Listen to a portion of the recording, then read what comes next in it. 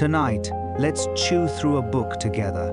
Not quickly, not like we're preparing for an exam, and definitely not like we need to memorize every graph, formula, definition, or economic term before going to sleep. Tonight, we're opening one of the most widely used introductory economics books in the world, Gregory Mankiw's Principles of Economics. But we're not going to study it like a textbook, we're going to slow it down. We're going to take the big ideas out of the classroom and place them back into ordinary life, into your paycheck, your grocery bill, your rent, your mortgage, your savings account, your investments, your work, your time, and the countless small choices you make without ever thinking of them as economics. You don't need to remember everything tonight. You don't even need to stay awake until the end. That would almost defeat the purpose. Just listen. Let the ideas come and go. If one of them stays with you tomorrow morning, that is enough. Because economics at its core is not really a subject about money. Money is certainly part of it. So are banks, stocks, interest rates, taxes, inflation, recessions, trade, business, and government policy. But underneath all of those topics is something much simpler. Economics is the study of choices. And choices exist because we cannot have everything. That is where economics begins, with scarcity. Scarcity simply means that our wants are larger than the resources available to satisfy them. There is only so much money in your bank account, only so much land in a city, only so much labor inside a company, only so much tax revenue available to a government, only so much energy inside your body, and only 24 hours in a day. Even the richest person in the world faces scarcity. Money can remove many constraints, but it cannot create a 25th hour. It cannot allow one person to live 2 different days at exactly the same time. It cannot eliminate every trade-off, and this is important because scarcity is not the same thing as poverty. Scarcity exists at every level of wealth. A family with a modest income has to choose what to spend money on. A billionaire also has to choose which company to build, which project to fund, where to spend time, and which opportunities to ignore. A government with $1 trillion budget still cannot fund every possible program without limit. A giant corporation still has to decide which products deserve engineers, capital, and management attention. So scarcity is not a temporary problem that disappears when people become wealthy. Scarcity is part of human life, and once scarcity exists, trade-offs exist. Every choice quietly closes another door. If a city uses a piece of land for a park, that same land cannot simultaneously become an apartment building. If a company spends $1 billion building a factory, that same billion cannot also be used to acquire another company. If you spend an evening working late, that same evening cannot also be spent resting at home. This does not mean one option is correct and the other is wrong. Economics does not begin by judging the choice. It begins by noticing the trade-off. That sounds simple. But noticing trade-offs is one of the most useful mental habits you can develop. Whenever somebody promises a benefit, ask what has to be given up. Whenever something is described as free, ask where the resources come from. Whenever an investment promises more return, ask what additional risk may be hiding underneath it. Whenever a job offers more money, ask what else the job may demand. Whenever you choose convenience, ask what you are paying for that convenience. Sometimes the answer is worth it. Sometimes it is not. The point is not to become suspicious of every choice. The point is to see the choice clearly. And that brings us to one of the most important ideas in the entire book: opportunity cost. The opportunity cost of something is the value of the best alternative you give up in order to get it. Suppose you spend $50 on dinner. The cost is not only $50. There is another cost that does not appear on the receipt. That $50 could have been saved, invested, used to pay down debt, spent on something else, or simply kept available for later. The restaurant charges $50. Economics asks what that $50 could have become somewhere else. Now imagine spending 4 years at a university. The obvious costs include tuition, books, transportation, and housing. But there may also be income you could have earned during those years if you had been working full-time. That foregone income is part of the opportunity cost. Again, this does not mean education is a bad decision. Education may create benefits far greater than its cost. The economic idea simply says that the true cost of a decision is often larger than the price written on the label. Opportunity cost becomes even more interesting when we apply it to time. Suppose you spend 1 hour scrolling through your phone. That hour costs nothing in dollars, but it still has a cost. You could have used the hour to sleep, exercise, learn something, talk to someone, work, read, or simply sit quietly and recover. That does not mean scrolling was a mistake. Maybe you needed to relax. Rest has value. Entertainment has value. The important question is not whether the activity sounds productive. The important question is whether it was worth more to you than the best alternative. And once you begin thinking like this, you start noticing that some of the largest economic decisions in life do not involve shopping at all. Choosing a career, choosing where to live, choosing whether to start a business, choosing whether to have a long commute, choosing whether to spend 5 years building one skill instead of another. Choosing how much risk to take, choosing whether to save aggressively now or enjoy more consumption today. Every one of those decisions has an opportunity cost. Economists also like to think at the margin. This phrase can sound technical when you first hear it, but the idea is almost embarrassingly simple. A marginal decision is a decision about a little more or a little less. 1 more hour, 1 more employee, 1 more customer, 1 more unit, 1 more dollar, 1 more year. Imagine you have already studied for 3 hours. The question is not whether studying is generally useful. Of course, studying can be useful. The real question is whether 1 additional hour of studying is worth 1 additional hour of sleep. That is a marginal decision. Or imagine a restaurant that normally closes at 10 in the evening. The owner is considering staying open until 11. The relevant question is not whether the entire restaurant is profitable. The question is whether the additional revenue from that extra hour is greater than the additional cost. Extra wages, extra electricity, extra cleaning, extra ingredients. If the extra benefit exceeds the extra cost, staying open may make sense. If not, closing earlier may be better. Companies make marginal decisions constantly. Should we manufacture 1 more unit? Should we hire 1 more employee? Should we spend another $1,000 on advertising? Should we open 1 more location? Should we keep 1 more store open? Should we reduce the price slightly? Many bad decisions happen because people compare the wrong things. They ask whether something is good or bad in general. Economics asks whether a little more of it is still worth the cost. There is a subtle difference, but it matters. You might believe exercise is good.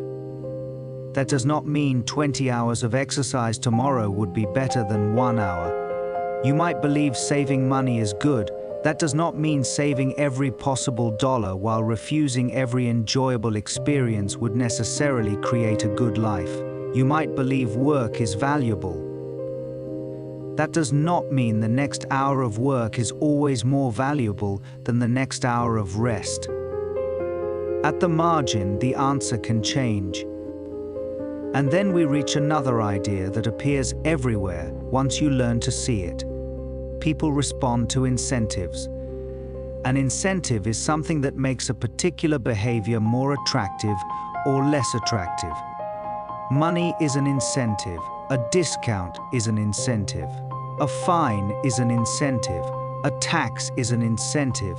A bonus is an incentive. Convenience is an incentive. Social approval is an incentive. The possibility of embarrassment is an incentive. Even a few extra clicks on a website can become an incentive by making one option slightly harder than another. Think about parking. If parking in a crowded downtown area becomes expensive, some people will keep driving, but others may take the train, walk, cycle, carpool, travel at another time, or choose a different destination. Nobody had to force them. The incentive changed, so behavior changed. Companies understand this extremely well. A supermarket offers a discount if you buy 3 items instead of 1. A streaming service offers a free trial. A credit card offers points. An employer offers a performance bonus. A mobile app sends a notification because it wants you to return. A subscription service makes the sign-up process simple and the cancellation process slightly inconvenient. Every one of these systems is trying to shape behavior. Incentives become especially important in public policy. Suppose the government introduces a new tax. The government may expect a certain amount of revenue, but people might change behavior.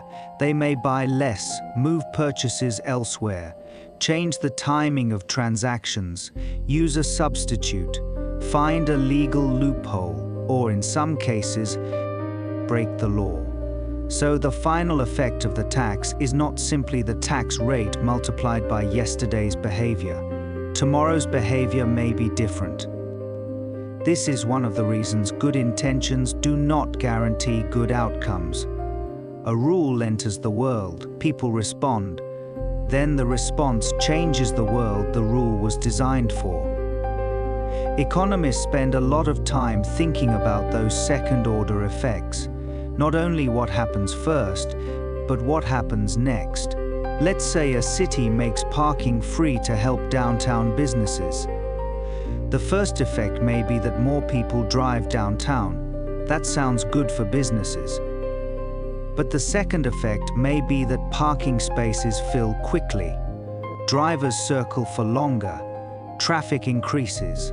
Customers struggle to find a space. The final outcome may be different from the original intention. Or imagine a company pays employees entirely according to the number of units they produce. Production might increase, but workers may sacrifice quality. The company got more units, but perhaps not more value.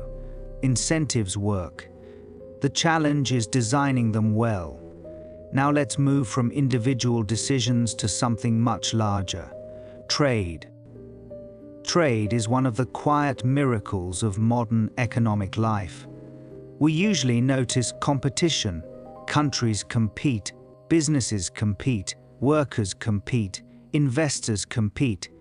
But underneath competition is an extraordinary level of cooperation. Think about something as ordinary as your morning coffee. You probably did not grow the coffee beans.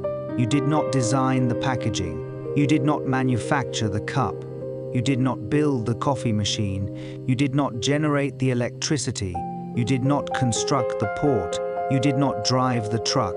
You did not maintain the road. You did not build the payment network that processed your purchase. Yet all of those things had to happen for that cup of coffee to appear in front of you. Thousands of people may have contributed to that simple experience. Most of them do not know one another. Most will never meet. They may not speak the same language.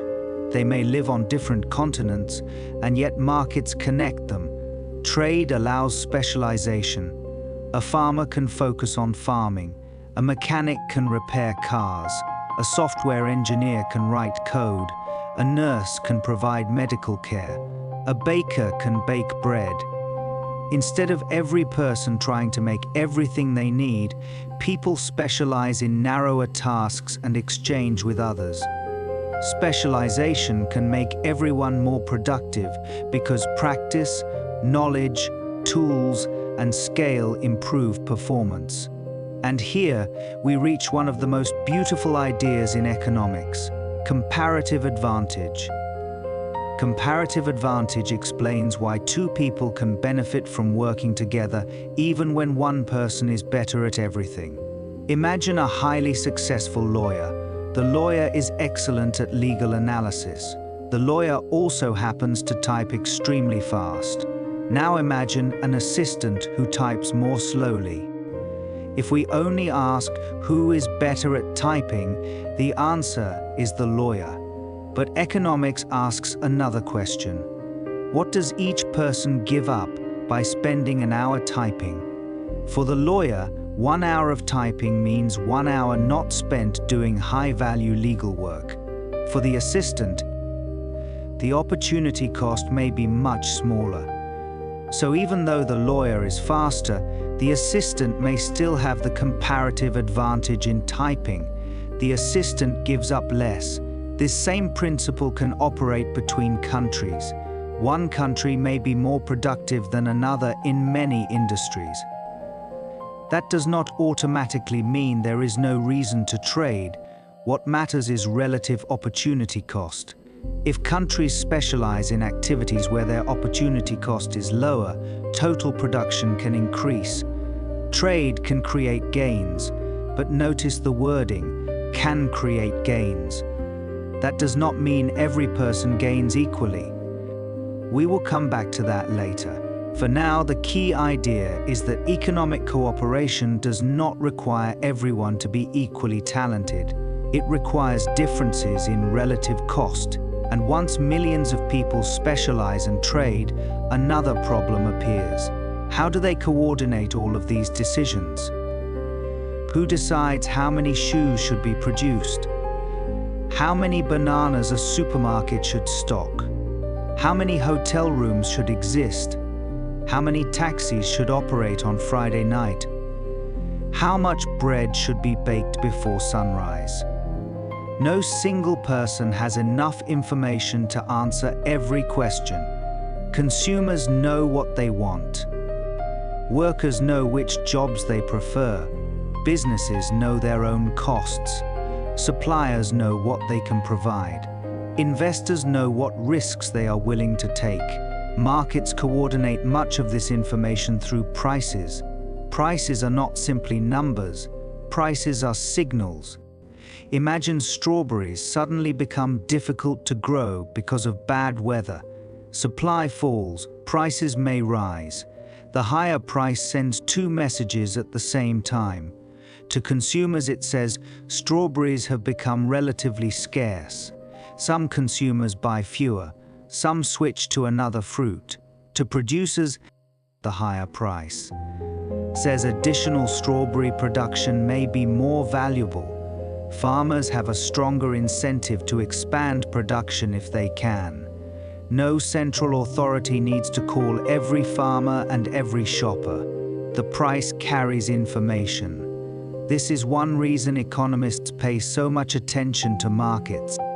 Markets can coordinate decentralized knowledge that no individual possesses in full. And this brings us naturally to supply and demand. Demand describes how much buyers are willing and able to purchase at different prices.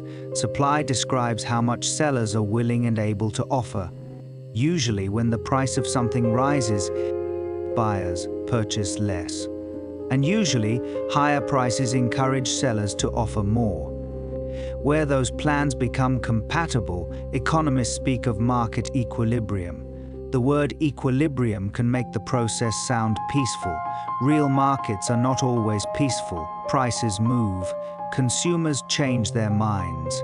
businesses enter and leave, technology changes, expectations shift. But equilibrium gives us a useful starting point. Now imagine the price of coffee rises. What happened? You cannot answer simply by looking at the price. Maybe demand increased. Perhaps coffee suddenly became more popular. Maybe incomes rose. Maybe a new study changed consumer preferences. Or perhaps supply decreased. Bad weather damaged crops. Shipping costs rose. Workers went on strike. A major producer experienced political instability. Both higher demand and lower supply can raise prices. But the underlying story is different. This distinction helps with almost every market. Housing prices rise. Was it because more people wanted to live in the area? Because mortgage rates fell? Because incomes increased? Because construction became expensive? Because zoning restricted new supply? Because investors started buying properties? The price is the visible result. Economics looks for the invisible forces underneath it. The same is true when prices fall. A falling price can mean demand collapsed, but it can also mean production became much more efficient. Think about technology. Many electronic products become cheaper over time, even while becoming more powerful. That does not necessarily mean people stopped wanting them. Supply improved. Technology reduced production costs. Competition increased. The same number on a price tag can tell different stories depending on what moved behind it. Another useful concept is elasticity. Elasticity asks how strongly people respond when something changes. Suppose a restaurant raises prices by 10%. What happens? If customers barely change their behavior, demand is relatively inelastic. If customers disappear quickly and choose competitors, demand is more elastic. Several things influence elasticity. Are there good substitutes? Is the product essential? How large is the expense relative to someone's income? How much time do people have to adjust? Consider gasoline. In the very short run, if fuel prices rise, many people still have to drive to work. They cannot instantly move closer to the office or buy a different car. Demand may not respond much immediately, but over several years, people can change. They can buy more efficient vehicles, move closer to work, use public transportation, change jobs, work from home, so demand can become more elastic over time. That detail matters. Human behavior often adjusts slowly. Another example is medicine. If someone depends on an essential medication and there are no alternatives, they may continue buying even after a large price increase. Demand is relatively inelastic. Compare that with a luxury vacation. If the price doubles, many people simply postpone the trip. Elasticity matters to businesses because it determines how price changes affect revenue. Imagine a company raises prices. If customers keep buying almost the same quantity, revenue may rise. But if customers respond strongly and sales collapse, revenue may fall. Higher price does not automatically mean higher revenue. It depends on behavior. Taxes create a similar puzzle. Suppose the government places a tax on sellers. Who pays? Legally, the seller may be responsible for sending money to the government. Economically, however, the burden may be shared. The seller may raise prices. Customers pay part of the tax. The seller may accept lower profit. Owners pay part of the tax. The company might reduce wages or hiring.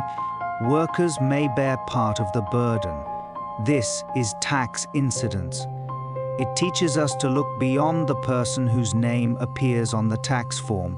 Economic burdens can move through a market, and once again, elasticity matters. The side that has fewer alternatives often has less ability to avoid the burden. Suppose customers can easily switch to another product, but producers cannot easily leave the industry. Producers may carry more of the tax burden. If consumers have almost no alternative, consumers may carry more. This is one of those ideas that becomes useful every time somebody says a new tax will simply make one group pay. Economics asks whether that group can pass part of the cost to someone else. Now, markets are powerful, but markets are not perfect. One reason markets can fail is something economists call externalities. An externality exists when one person's decision affects someone who is not fully included in the transaction. Pollution is the classic example. Imagine a factory. The factory produces a useful product. A customer buys it voluntarily. The customer benefits. The company receives revenue. From the perspective of the buyer and seller, the transaction may seem complete. But suppose the factory also pollutes a nearby river. People living downstream suffer. They were not part of the transaction. They did not receive payment for the damage. The market price may therefore fail to reflect the full social cost. If the factory pays only its private costs, it may produce more than society would choose if all costs were included. This creates a role for policy. The government can regulate emissions, tax pollution, create tradable permits, establish property rights. Different tools work differently. But the basic goal is similar. Make decision makers face more of the true cost of their decisions. Externalities can also be positive. Education is one example. The student benefits directly. Better skills, knowledge, perhaps higher income, but society may benefit too. More productive workers, more innovation, better civic participation. A similar argument can apply to research. One scientist discovers something, other researchers build on it. Benefits spread far beyond the original transaction. When an activity creates benefits for people outside the transaction, the market may provide less of it than society would prefer. This is one reason governments subsidize education, scientific research, and other activities.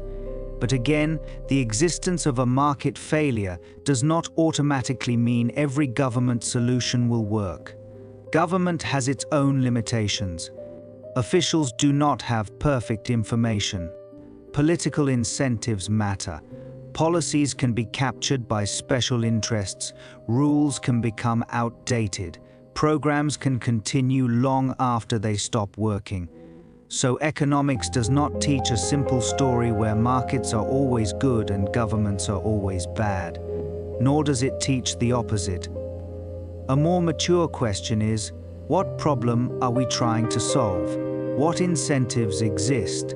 Which institution has better information? What mistakes might each system make? And what happens after people respond? That is much less satisfying than a slogan, but it is much closer to how economics actually works. Now, let's move inside the business. A business takes resources and tries to transform them into something customers value. Labor, land, machines, software, raw materials, management, capital, knowledge. All of these inputs cost something. Some costs are fixed in the short run. A restaurant may owe rent whether it serves one customer or 1,000. A factory may have equipment payments that continue even during a slow month. Other costs vary with production, ingredients, shipping, hourly labor, packaging, electricity. The more you produce, the more of these you may need. The economists distinguish between average cost and marginal cost. Average cost means cost per unit. Marginal cost means the additional cost of producing one more unit. That difference matters. Suppose a movie theater has one empty seat 5 minutes before a film begins. The cost of the building, screen, staff, and projector already exists. The marginal cost of filling one additional seat may be very small. This can explain why businesses sometimes sell the final unit at a price far below the average cost. Airlines do something similar. An empty seat on a plane disappears as soon as the plane takes off. The airline cannot store that unused seat and sell it next week. If a passenger can be added without creating large additional cost, selling the seat at a discount may make sense. This is marginal thinking applied to business. Businesses also experience economies of scale. A large factory can spread fixed costs across millions of products. A software company can spend enormous amounts developing a program and then distribute another copy at very low cost. A global retailer can negotiate better prices from suppliers because it buys in huge quantities. Scale can reduce average cost, but scale also has limits. As organizations become larger, communication becomes harder, management becomes more complex. Decisions slow down, departments protect their own interests, information gets lost, bureaucracy grows. At some point, being bigger can create new costs. This is why industries have different efficient sizes. A software platform may naturally become enormous. A neighborhood restaurant may lose something valuable if it tries to become 1,000 locations overnight. There is no universal rule saying bigger is always better. Now we can think about competition. In some markets, many businesses offer similar products. No individual seller has much control over the price. If one farmer tries to sell a common crop at double the market price, buyers can simply go elsewhere. In other markets, one company has much more power. That brings us to monopoly. A monopoly exists when one seller dominates a market with few close substitutes.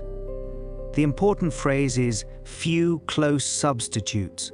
Market power is ultimately about alternatives. If customers have no alternative, the seller has more power. Monopolies can appear for different reasons. A company might control a rare resource. A patent might legally protect an invention for a period. A network may become more valuable as more people join. An industry may have such enormous fixed costs that one giant provider is more efficient than many small ones. Whatever the cause, a monopolist can often charge higher prices than a company facing intense competition. That can reduce the quantity sold and reduce total economic surplus. But monopoly policy is complicated. Patents are a good example. Patents create temporary market power. That can raise prices. But without some protection, companies may have less incentive to spend billions developing inventions that competitors can copy immediately. So society faces a trade-off: lower prices today, or stronger incentives to innovate for tomorrow. Economics is full of these tensions. Competition matters not only for prices, it creates pressure to improve. A restaurant knows customers can walk away. A phone company knows customers can change providers. A worker knows an employer may choose someone else. An employer knows strong workers can leave for another company. Alternatives create discipline. This brings us naturally to labor markets. Workers supply labor. Businesses demand labor. Wages are the price of labor in a simplified model. But human labor is more complicated than ordinary goods. Workers are not identical. Skills differ. Education differs. Experience differs. Location matters. Personality matters. Networks matter. Health matters. Institutions matter. And luck matters. One of the most important drivers of wages over the long run is productivity. How much value can a worker create? A worker using powerful tools may produce much more than someone working with basic equipment. A software engineer can write code that serves millions of customers. A skilled surgeon can perform procedures others cannot. An experienced salesperson may generate millions of dollars in revenue. The market value of labor depends partly on the value of the additional output that labor can create. This is where human capital enters the story. Human capital means the knowledge, skills, and abilities people accumulate. Education can create human capital. So can practice, work experience, training, professional relationships, communication skills, technical knowledge, health. You can think of human capital as an asset carried inside the person. A machine belongs to a company. A building belongs to an owner. But your skills usually travel with you. That makes learning a form of investment. You sacrifice time and sometimes money today. In exchange, you hope to increase your productive capacity tomorrow. This does not mean every degree is automatically a good financial investment. Education has costs, and different forms of education create different returns. But the principle is important. Skills can generate future income, and unlike many physical assets, knowledge can sometimes become more valuable when combined with other knowledge. Someone who understands finance and programming may have opportunities that neither skill creates alone. Someone who combines design, marketing, and communication may become unusually valuable. Comparative advantage can apply to careers too. You do not need to be the best person in the world at one skill. You may become valuable through an unusual combination. Now let's zoom out from workers and companies to whole countries. Why are some countries much richer than others? Why can 1 hour of work in one economy produce far more value than 1 hour of work in another? The answer is complicated. History matters. Institutions matter. Geography matters. Education matters. Politics matters. But one concept sits close to the center: productivity. Productivity measures how much output is produced from a given amount of input. Imagine two farmers. One uses hand tools, the other has tractors, irrigation, modern seeds, data, transportation, refrigeration, and access to financing. The second farmer may produce many times more food with the same number of hours. That greater productivity supports higher income. The same principle appears everywhere. Factories with better machines produce more. Offices with better software process more information. Ports with better infrastructure move more goods. Doctors with better medical technology can treat more conditions. Workers with stronger education can solve more complex problems. This is why long-term living standards are closely connected to productivity. A country cannot become truly wealthy simply by increasing the number printed on its currency.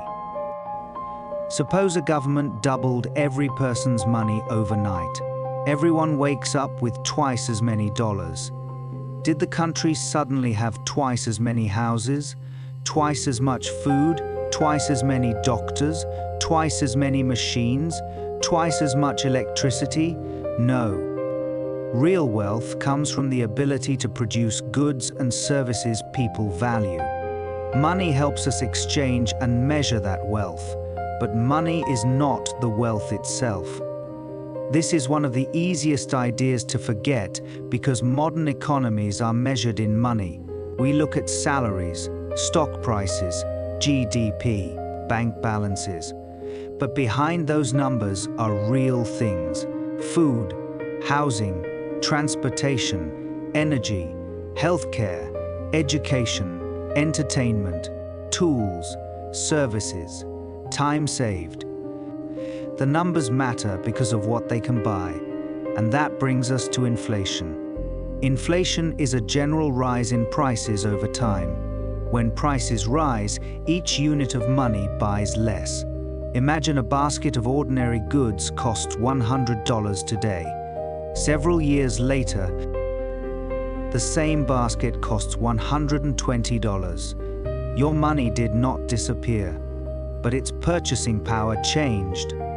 This is why economists distinguish between nominal values and real values. Nominal means the number printed in money terms. Real means adjusted for changes in purchasing power. Suppose your salary rises 5%. That sounds positive. But if prices rise 7%, your real purchasing power may have declined. The paycheck is larger. Your ability to buy goods and services is smaller. The same applies to investment returns. Suppose an investment earns 4% while inflation is 5%. Your account balance rose. But your purchasing power may have fallen. This is why inflation matters so much to savers. Cash feels stable because the number does not fluctuate dramatically every day. But purchasing power can erode slowly. Inflation also affects debts. Suppose you borrow $100,000 at a fixed interest rate. Both you and the lender expect low inflation. Then inflation rises unexpectedly. Years later, you repay the debt using dollars that buy less than anyone expected. The borrower benefits relative to the original agreement.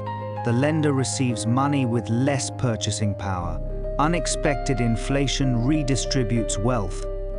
That is one reason predictable inflation is valuable. Contracts become easier. Business planning becomes easier. Saving becomes easier. Lending becomes easier. People do not have to constantly guess what money will be worth. Now, how do economists measure the size of an economy? One common measure is gross domestic product, or GDP. GDP measures the market value of final goods and services produced within a country during a period. The word final matters. Imagine wheat is sold to a mill. The mill turns wheat into flour. A bakery buys the flour and turns it into bread. If we simply added every transaction without care, we might count the same underlying production multiple times. GDP tries to avoid that by focusing on final output or value added. GDP is useful because it gives us a broad picture of economic activity. But GDP is not a measure of everything that matters. It does not directly measure happiness, friendship, safety, clean air, leisure, trust, family life, or how income is distributed. If a country produces more goods and services, GDP rises. That often improves living standards. But GDP should not be confused with human well-being in every dimension. A person can be wealthy and unhappy. A country can be productive and still face serious social problems. Measurement is not meaning. Economics gives us tools. We still have to decide what we value. Economists also distinguish between nominal GDP and real GDP. Imagine the economy produces exactly the same amount of goods this year as last year, but prices rise 10%. Nominal GDP rises, but real production did not. Real GDP adjusts for changes in prices. This helps us see whether the economy actually produced more. Over long periods, real economic growth can transform societies. A small difference in annual growth seems unimportant in 1 year, but growth compounds. One country growing at 1% per year and another growing at 3% may look similar next year. After several decades, the difference can become enormous. This is why productivity growth receives so much attention from economists. Even small improvements sustained for many years can produce huge changes in living standards. What supports productivity? Physical capital. machines, factories, roads, ports, computers, electric grids, communication systems, human capital, education, training, health, technology, institutions, and perhaps most importantly, over very long periods, innovation. Technology in economics does not mean only phones and artificial intelligence. Technology means knowledge about how to produce. A better farming technique is technology. A more efficient shipping system is technology. A new medicine is technology. A faster manufacturing process is technology. Software is technology. A new organizational method can even function like technology if it allows the same people to produce more. Technological progress is powerful because it allows societies to increase output without simply increasing hours worked. If every improvement required people to work longer, growth would eventually hit a hard limit. There are only so many hours in a day, but better tools and better ideas allow each hour to produce more. Saving and investment also matter. When households save part of their income, they consume less today. Those savings can help finance investment, factories, businesses, infrastructure, equipment, education, housing, research. This is another intertemporal trade-off. Less consumption now, possibly more production later. The financial system helps connect savers with borrowers and investors. Banks, bond markets, stock markets, investment funds, insurance companies. All of these institutions help move capital between people who have resources today and people who want to use resources for future projects. Imagine a household saves $10,000. The household may not know how to build a factory, but through the financial system, that money can eventually help finance a company that does. Finance is therefore not separate from the real economy. At its best, finance helps direct savings toward productive uses. Of course, financial systems can also fail. Money can flow into bad projects. Banks can take excessive risks. Asset bubbles can form. Fraud can occur. A financial crisis can damage the broader economy. The system is valuable precisely because allocating capital is difficult. Interest rates are one of the prices that help coordinate this process. You can think of interest as the price of using money across time. Would you rather receive $1,000 today or $1,000 10 years from now? Most people prefer today.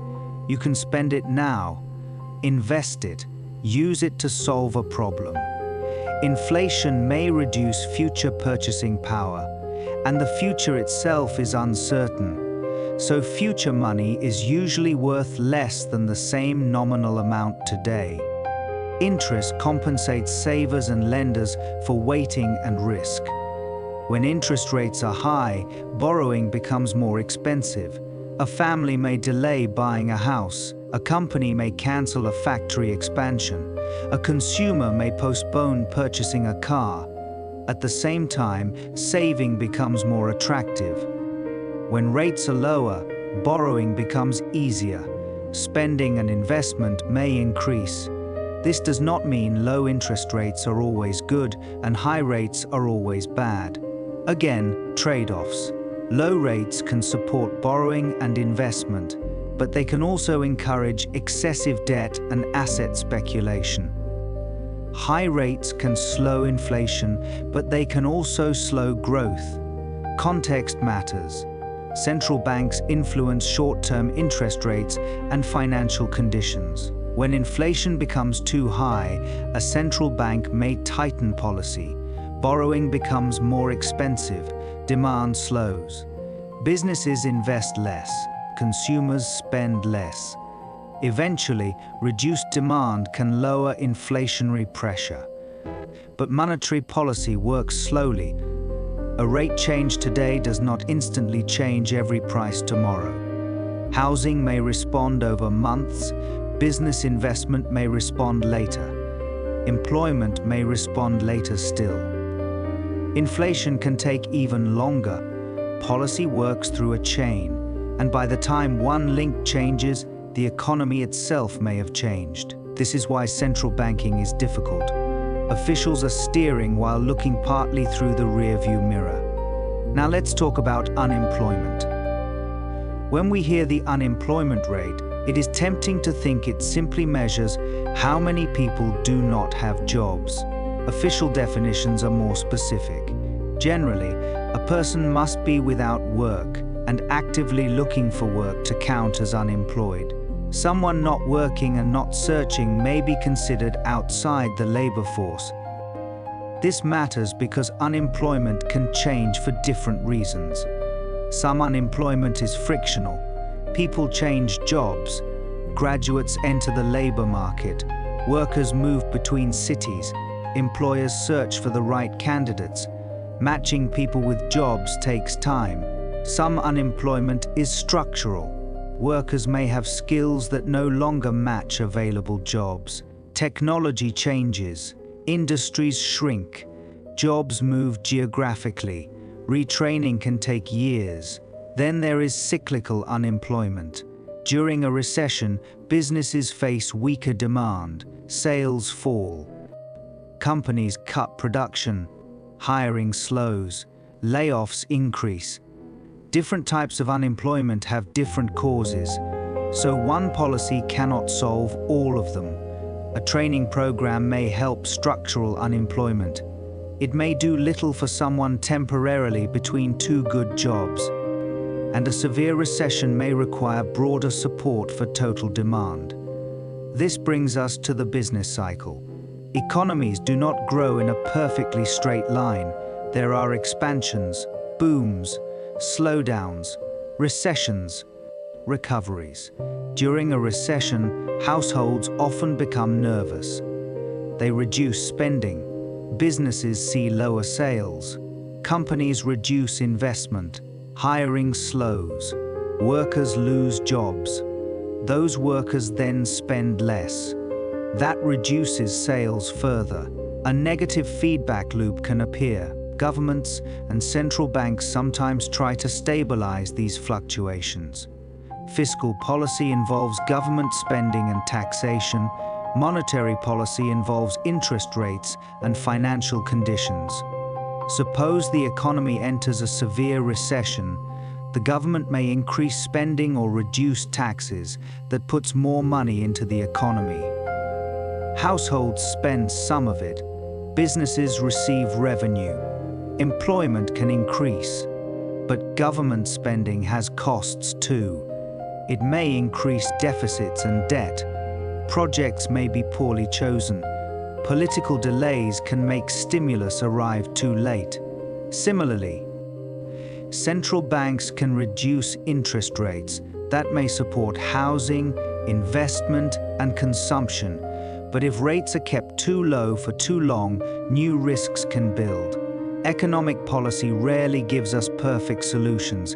It gives us trade-offs between imperfect options. One of the hardest questions in economics is the counterfactual. What would have happened if the policy had not been introduced? Suppose the economy improves after government stimulus. Did the stimulus cause the recovery? Maybe. Or perhaps the economy would have recovered anyway. We cannot observe both versions of history. This makes policy debates difficult. Economists use data, models, and historical comparisons, but uncertainty remains, and uncertainty becomes even more important in international trade. Trade can increase total wealth. Consumers gain access to cheaper or better goods. Companies gain access to larger markets. Countries specialize. Productivity can rise, but trade does not benefit every person equally. Imagine a country begins importing much cheaper furniture. Consumers benefit. Furniture becomes more affordable, but domestic furniture factories may struggle. Some workers lose jobs. so the country can gain overall while a particular community suffers. This distinction between total gains and distribution is fundamental. A bigger economic pie does not tell us who receives each slice. That is one reason trade becomes politically controversial. The benefits can be spread across millions of consumers. Each person saves a little. The costs may be concentrated in one industry or region.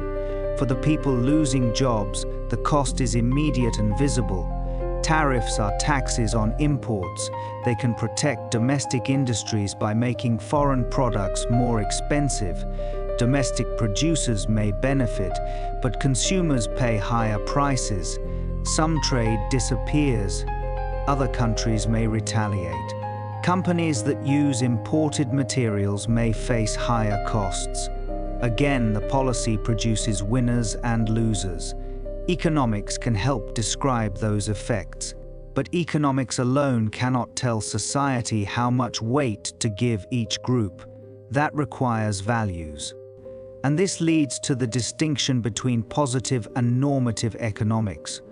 Positive economics asks what is. Normative economics asks what ought to be. Suppose a higher cigarette tax reduces cigarette consumption. That is a positive claim. We can study data. We can test it. But saying the government should raise cigarette taxes is normative. That requires a value judgment. How much do we value public health, personal freedom, government revenue, fairness? People can agree completely about the economic effect and still disagree about the policy because their values differ. This distinction helps with almost every political argument. Sometimes two people argue because they disagree about facts. Sometimes they argue because they disagree about values. Those are not the same type of disagreement. Now let's bring all of this closer to personal finance. Saving is delayed consumption. When you save money today, you are choosing not to consume those resources now. You preserve the ability to consume later. Borrowing moves in the opposite direction. Debt allows you to use future income today. That can be extremely useful. A mortgage can finance a home. A business loan can finance equipment. Student debt can finance education. But debt always makes a claim on your future. Part of tomorrow's income already belongs to yesterday's decision. That is why debt deserves respect even when it is useful. Interest connects present and future, and compounding makes that connection powerful. Suppose you invest money and earn a return. If you leave the gain invested, future returns can be earned on the original capital and the previous gain. At first, the effect seems small, then time begins doing more of the work. Compounding is not dramatic in the beginning. That is why people underestimate it. A young investor may look at the first few years and think nothing extraordinary is happening. But over decades, the mathematics becomes much more noticeable. The same force can work against borrowers. High-interest debt can compound too. A balance creates interest. The interest increases the balance. A larger balance creates more interest. Future income is pulled backward to pay for past consumption. This is why expensive revolving debt can become so difficult. The mathematics is not different, only the direction changed. Liquidity is another important idea. Liquidity means how easily something can be converted into spendable money without losing much value. Cash is highly liquid. Money in an accessible bank account is generally liquid. A house is not. You may own a valuable property. But if you need cash tomorrow morning, you cannot easily sell one bedroom. Real estate takes time to sell. Private businesses can be even less liquid. Collectibles may have estimated values but no guaranteed buyer. This explains why someone can be wealthy on paper and still face a cash crisis. Bills require cash flow, not theoretical value. Emergency savings are useful partly because they provide liquidity. They do not exist to make you rich. They exist to stop ordinary problems from becoming disasters. A broken appliance, a temporary loss of income, a repair, a sudden trip, an unexpected bill. Without liquidity, people may be forced to borrow at the worst possible moment. With liquidity, the same problem is still unpleasant, but it becomes manageable. Cash can buy something more valuable than return. It can buy time. Time to compare options, time to find work, time to negotiate, time to avoid a desperate decision. And options themselves have economic value. This is one of the best ways to think about wealth. Wealth is not only the ability to buy expensive things, wealth is the ability to choose, the option to wait, the option to say no, the option to leave a bad job, the option to change careers, the option to help someone, the option to take a reasonable risk, the option to survive a period of uncertainty. A person with a high income and enormous fixed expenses may have less freedom than someone earning less but carrying little debt and substantial savings. Visible consumption is not the same as financial resilience. A luxury car is visible. A low debt balance is invisible. A vacation is visible. An emergency fund is invisible. Designer clothes are visible. A diversified investment portfolio is invisible. Much of financial security is quiet. Risk is also more complicated than it first appears. People often speak about risk as if it were one thing. It is not. There is market risk. The value of an asset can fall. Credit risk. A borrower can fail to repay. Inflation risk. Cash can lose purchasing power. Liquidity risk. You may not be able to sell when you need money. Interest rate risk. Bond prices can fall when rates rise. Currency risk. Exchange rates can move against you. Business risk. A company's product can become obsolete. Political risk. Rules can change. And behavioral risk. You can panic at exactly the wrong moment. Different assets contain different mixtures of these risks. Cash has low short-term volatility, but inflation can slowly reduce purchasing power. Stocks can fluctuate dramatically, but they represent ownership in productive businesses. Bonds can appear stable, but they are still affected by inflation, rates, and credit quality. Real estate feels tangible, but it is often leveraged and illiquid. There is no financial asset completely free of risk. The question is which risks you are willing and able to carry. Diversification is one response to uncertainty. Diversification means refusing to let one outcome determine your entire financial future. One company can fail, one industry can change, one technology can become obsolete. One investment thesis can be wrong. Owning a range of different assets does not guarantee profit. It does not eliminate market declines, but it reduces the power of one mistake. Diversification is partly an admission of humility. It says, I do not know exactly which company will dominate the future. I do not know exactly which country will grow fastest. I do not know exactly when the next recession will come, so I will build a system that does not require me to know. That is a powerful philosophy, beyond investing. Good financial planning often replaces prediction with resilience. You do not need to predict the exact emergency. You need enough savings to handle several possible emergencies. You do not need to know exactly which skill will become valuable 10 years from now. You need the ability to keep learning. You do not need to know exactly when markets will fall. You need a portfolio you can live with when they do. This matters because our behavior is often the biggest source of financial mistakes. When markets rise for a long time, people become confident. Risk begins to feel safe. Friends make money. News becomes optimistic. People fear missing out. Then they buy because prices already rose. When markets fall, the emotional environment reverses. News becomes frightening. Losses hurt. People sell because prices already fell. Emotion pushes us toward buying high and selling low. Economic theory often assumes rational behavior. Real human beings are more complicated. We feel loss more intensely than an equivalent gain. We follow crowds. We become overconfident after success.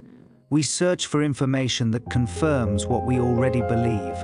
We anchor on old prices. We refuse to admit mistakes because of sunk costs.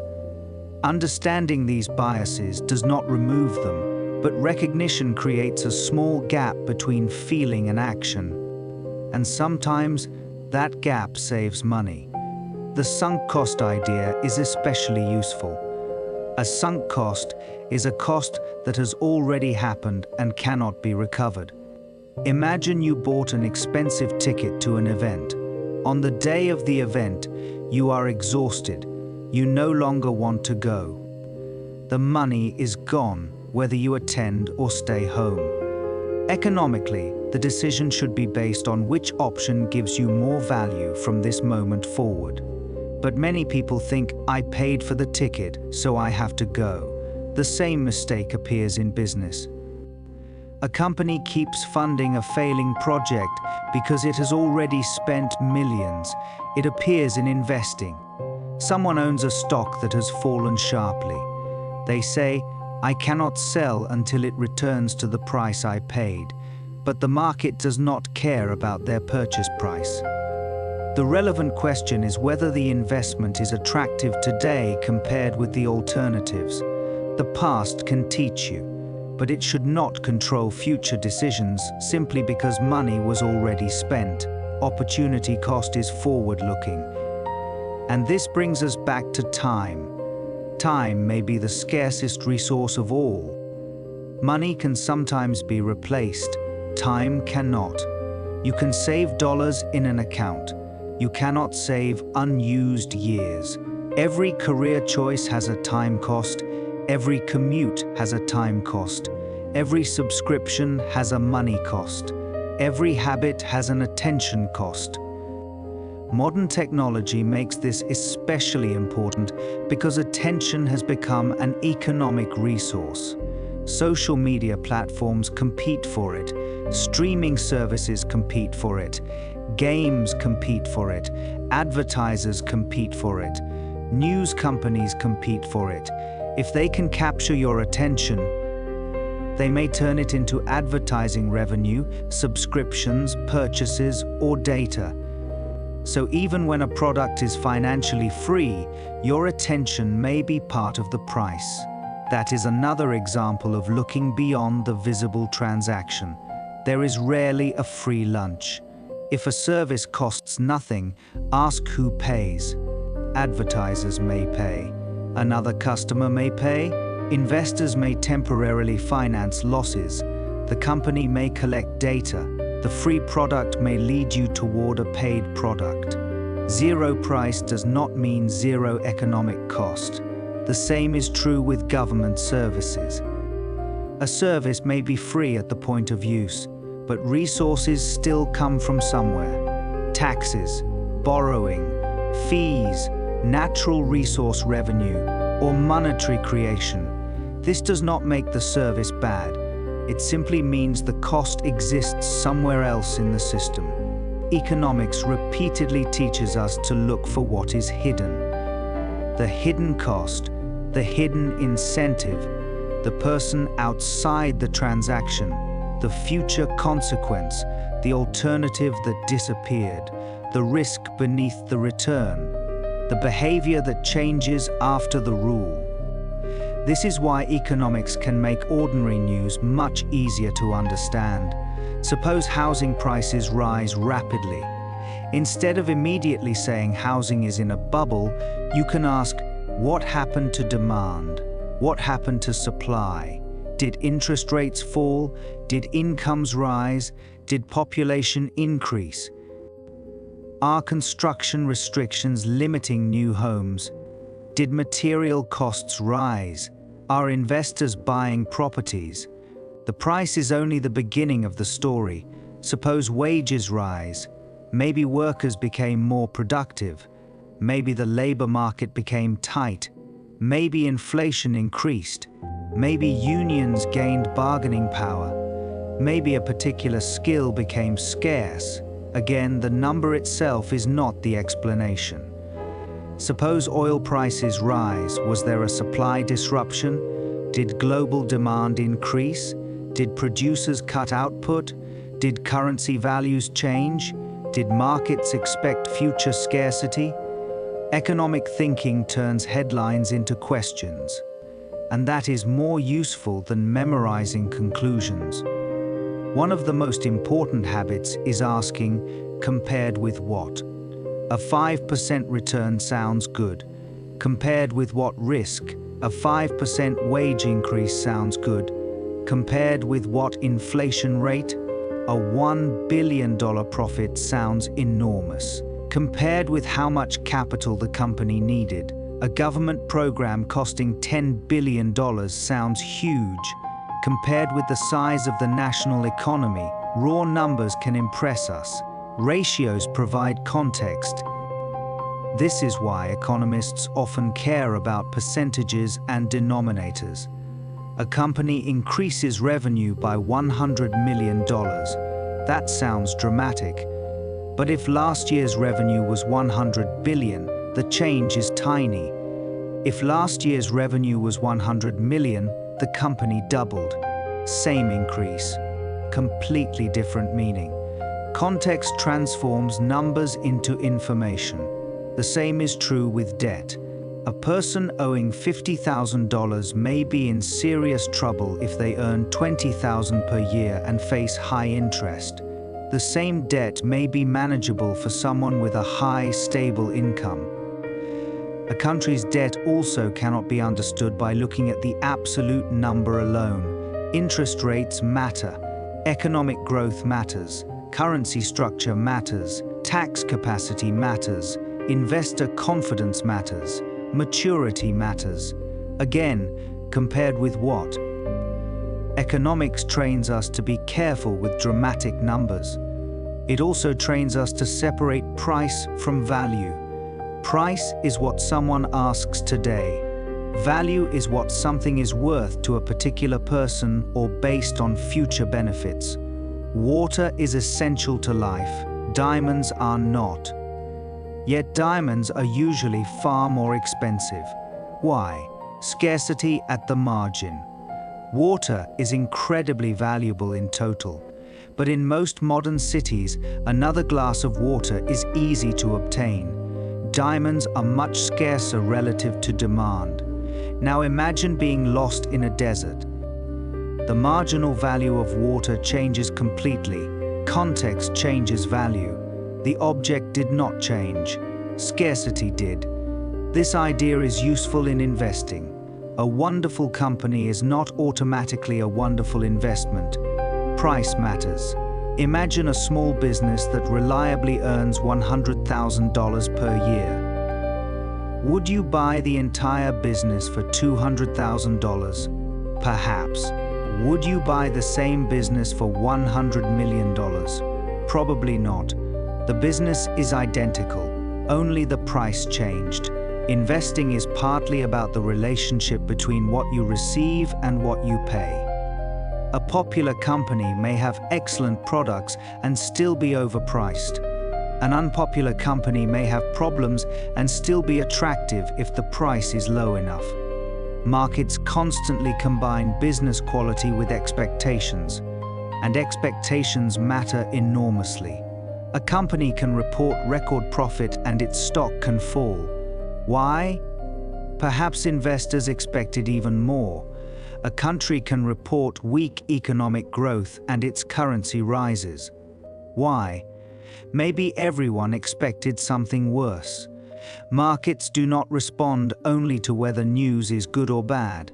They respond to the difference between reality and expectation. This is why widely known information often has less power than people imagine. If everyone already knows a company is excellent, that optimism may already be reflected in the price. If everyone already knows the economy is weak, pessimism may already be reflected too. This does not mean markets are perfectly efficient. They are not. Bubbles happen. Panic happens. Information is uneven. People make mistakes. But it does mean investing is harder than simply discovering what is good. You also have to ask what everybody else already believes. This is where humility becomes valuable. Economic systems contain millions of people making billions of decisions. Consumers change behavior. Companies change strategies. Governments change rules. Technology changes. Expectations change. Unexpected events happen. Precise forecasts are difficult, and yet humans love certainty. We want to know, will the market rise? Will there be a recession? Will interest rates fall? Will housing prices crash? Will inflation return? Often the best answer is not yes or no, it is probability. More likely, less likely, possible, uncertain. That can feel unsatisfying, but uncertainty is not weakness. It is part of the subject. The future contains multiple possible outcomes. Good decision-making does not require certainty. It requires plans that can survive several futures. This may be one of the most practical lessons of economics. You do not need to predict exactly what happens next. You need enough resilience that being wrong does not destroy you. A company with enormous debt may perform wonderfully if everything goes according to plan, but one bad year can become dangerous. A household spending every dollar of income may feel comfortable in a stable period, but one emergency can create a crisis. An investor concentrated in one stock may become wealthy if the company succeeds. But one unexpected event can destroy the portfolio. A margin of safety gives room for error. Engineers use margins of safety when designing bridges. Financial lives benefit from the same principle. Do not assume every month will be perfect. Do not assume every investment will perform as expected. Do not assume every career path will continue forever. Do not assume every borrower will repay. Do not assume every forecast is correct. Leave room. That room may look inefficient during good times. Cash sitting in an emergency fund earns less than risky investments. Insurance costs money even when nothing goes wrong. Diversification may underperform the single best asset. But resilience has value precisely because the future is uncertain. And once we understand uncertainty, we can think differently about freedom. Financial freedom is not necessarily the ability to buy everything. Nobody can buy everything. Freedom is having enough resources and enough alternatives that you are not forced into every decision. Savings create alternatives. Skills create alternatives. A strong professional network creates alternatives. Low debt creates alternatives. Liquidity creates alternatives. Competition creates alternatives for consumers. A strong labor market creates alternatives for workers. Options create bargaining power. Imagine negotiating a salary.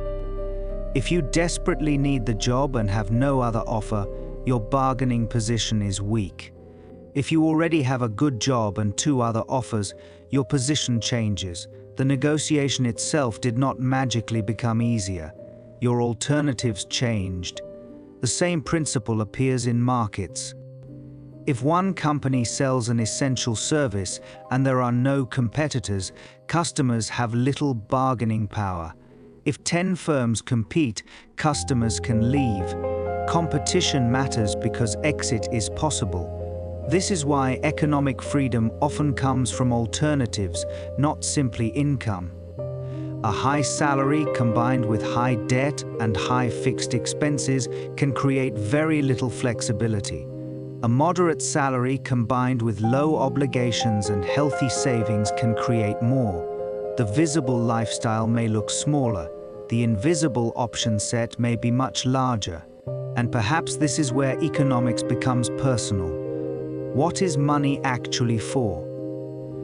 Economics can tell us how incentives work, how markets coordinate, how inflation affects purchasing power, how capital grows, how risk behaves, but it cannot tell you what your life should be for. You have to decide that.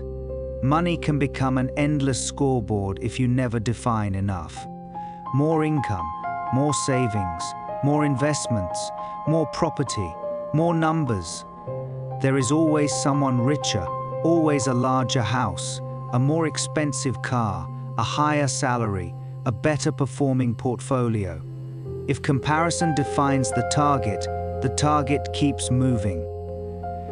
Economics explains scarcity. Psychology explains why desire can expand with income. A useful financial life probably needs both. Understand how resources work, and understand which resources actually make your life better.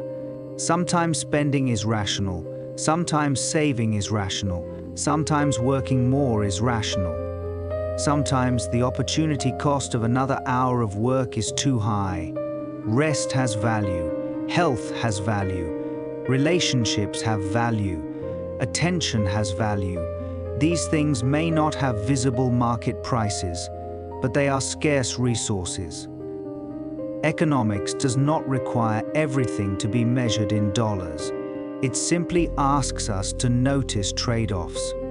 That is why the opening idea of scarcity eventually becomes almost philosophical. There is not enough time to live every possible life. Every major choice excludes other possibilities. A career can be meaningful partly because you chose it instead of something else. A relationship can be meaningful partly because time is limited.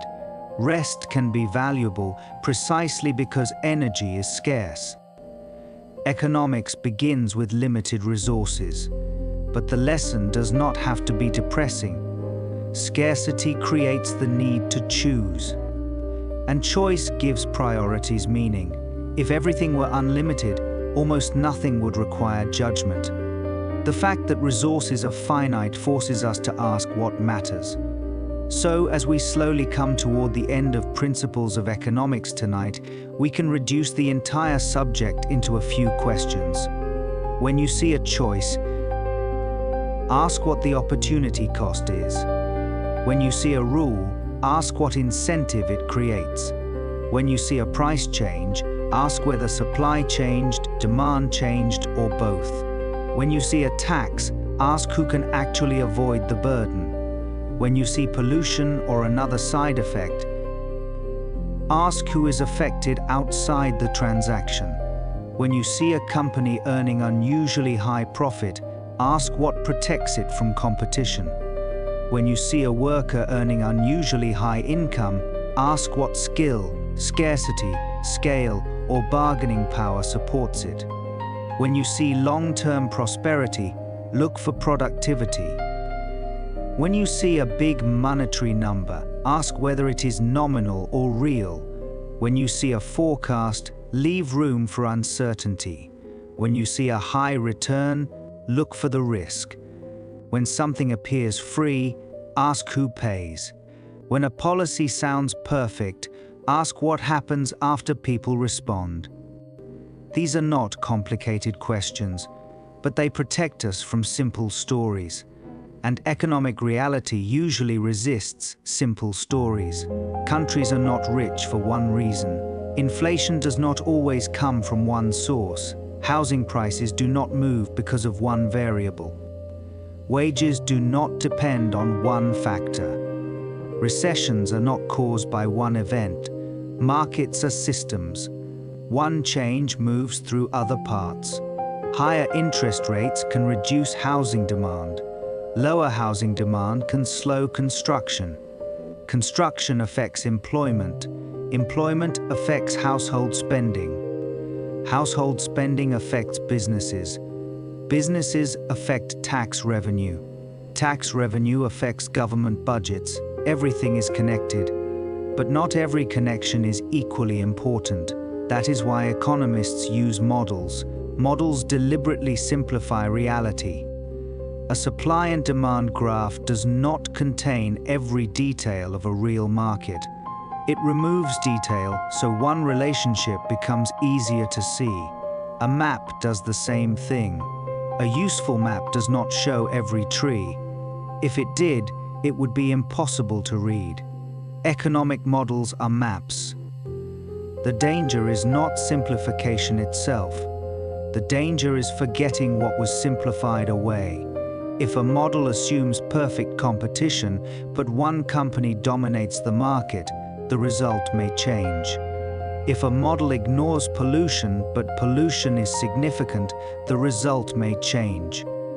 If a model assumes people have perfect information, but buyers know very little, the result may change. Good economics means understanding the model and understanding its limits. That is also a useful way to think in ordinary life. Start simple.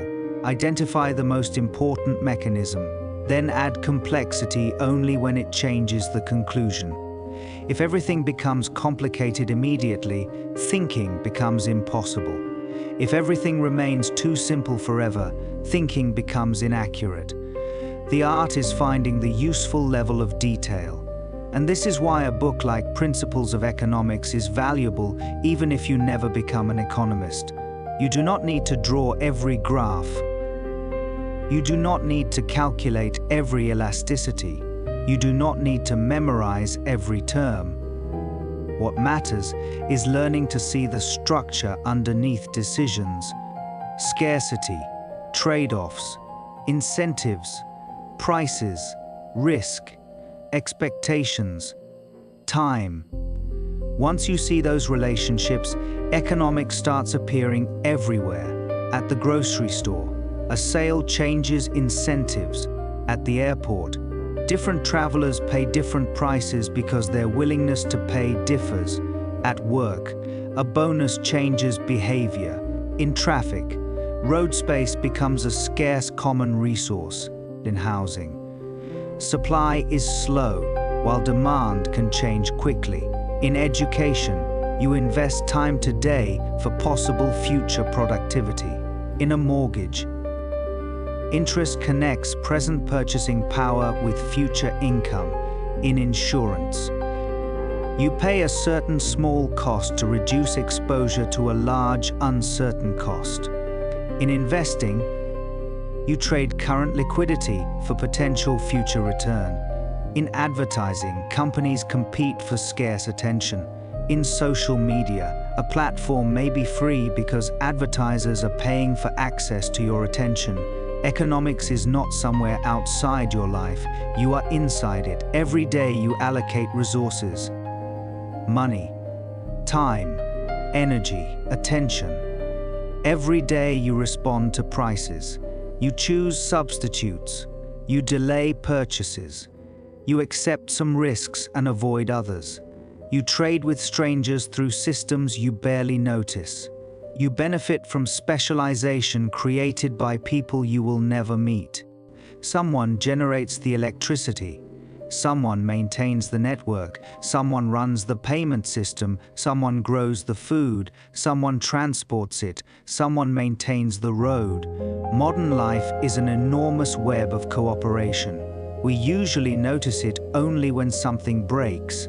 A power outage, a shortage, a delayed shipment, a banking crisis, a recession. When systems work, they become invisible. That may be one of the strangest things about economic coordination. Millions of decisions happen every hour without one central person planning all of them. Prices adjust, businesses compete, workers move, consumers choose, inventors experiment. Some companies fail, others grow. The system is imperfect, sometimes deeply imperfect.